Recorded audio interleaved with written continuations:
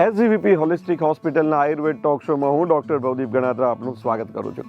મિત્રો, આજનો વિષય છે કેરી ખાવાથી વજન વધતું નથી. આજના સમયમાં એવું થઈ ગયું છે ને કે કંઈ પણ ઇવેન્ટ થાય કે કંઈ પણ એવી પરિસ્થિતિ ઊભી થાય તો લોકો કશાકને જવાબદાર ઠેરવી દેવું કે આના કારણે થયું, તેના કારણે થયું. આવું કરવામાં ઘણા બધા લોકો કેરીની ઉપર દોષ જોડે છે કે કેરી ખાધી ને એટલે વજન વધી ગયું. મિત્રો, કેરી તો ફળોનો રાજા છે. એમાં પોષક તત્વો ભરપૂર પ્રમાણમાં છે અને એનો સ્વાદ એવો છે કે એ 100માંથી 99 લોકોને ભાવે છે. હા, 1% લોકો એવા પણ છે કે જેને કેરી નથી ભાવતી. તમે કદાચ એવા લોકોને ઓળખતા હશો. પણ મિત્રો, વાત આજે આપણે એ કરવી છે કે કેરી ઉપર વજન વધારવાનો આરોપ મૂકવામાં આવે છે. આરોપ તદ્દન ખોટો છે. હવે હું તમને એક સાદી વાત કરું. તમે રોજ 4 રોટલી ખાતા હો, થોડુંક દાળ ભાત અને શાક સાથે ખાતા હો ને 1 વાડકી છાશ પીતા હો. હવે તમે રોટલી 1 વધારી દો અથવા 1 વાડકી છાશ વધારી દો તો તમારું વજન વધશે કે નહીં? તો એ રોટલી ખાવાથી વજન વધ્યું? છાશ પીવાથી વજન વધ્યું? ના.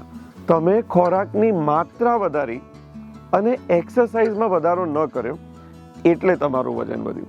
તમને ખબર પડી જ ગઈ હશે મિત્રો કે જ્યારે ઉનાળો આવે છે ને ત્યારે આપણે રોજ જેટલું ખાતા હોય એટલું તો ખાઈએ, ઉપરથી કેરી ખાઈએ.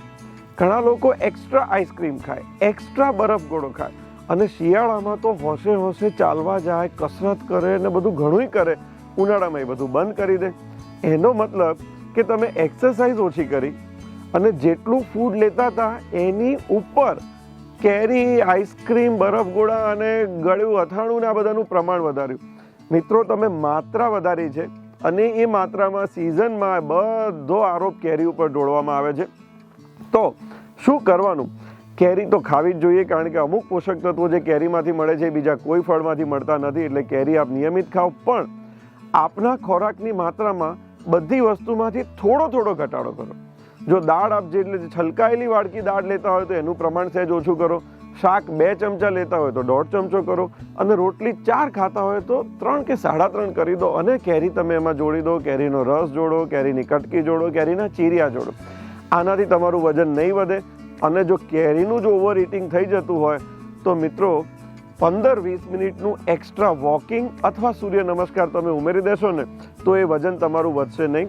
અને જે લોકોને વજન ઘટાડવું હોય એના માટેની આયુર્વેદની ટ્રીટમેન્ટ, આયુર્વેદની મેડિસિન, આયુર્વેદની પંચકર્મ થેરાપી, જેમાં શરીરની અંદરના મેદ ધાત્વાગ્નિને વધારે સારું કરીને શરીરમાં વધારાની ચરબી જમા ના થાય એવી ટ્રીટમેન્ટ આપ લેવા ઈચ્છતા હો તો એસજીવીપી હોલિસ્ટિક હોસ્પિટલના આયુર્વેદ ડિપાર્ટમેન્ટમાં આપનું સ્વાગત છે.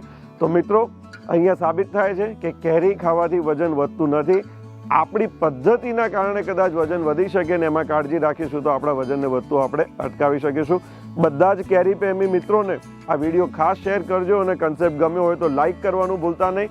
દર શનિવારે આયુર્વેદ ટોક શોમાં આવા જુદા જુદા વિષય લઈને હું ડૉક્ટર ભવદીપ ગણાત્રા આપને મળતો રહીશ.